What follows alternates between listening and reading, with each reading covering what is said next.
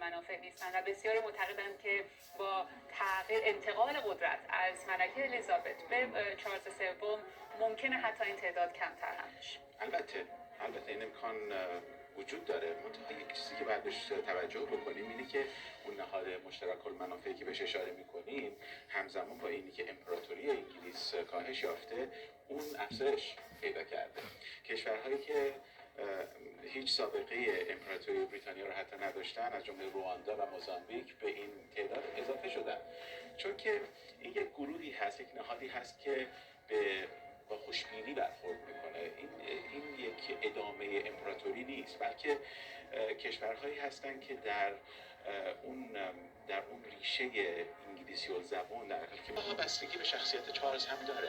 اگر چارلز سوم یک پادشاهی باشه که همون جوری که آقای تاجدین بهش اشاره کردن منبع همبستگی باشه برای نه تنها مردم بریتانیا ولی برای مردم این کشورهای مشترک المنافع، بله میتونه استوار باشه، میتونه ادامه پیدا بکنه.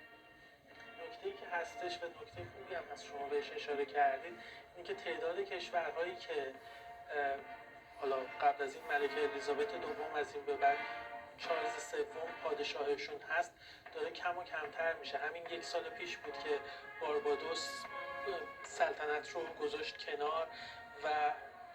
تقریبا بلافاصله بعد از اعلام درگذشت ملکه الیزابت آنتیگوا و باربودا هم اعلام کرد که قصد داره که در واقع یک رفراندومی در این باره برگزار کنه. جامائیکا هم یک کشور دیگه ای هستش که قصد داره که بالاخره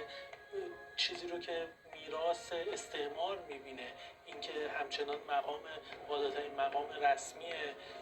اون کشور پادشاه یا ملکه بریتانیاست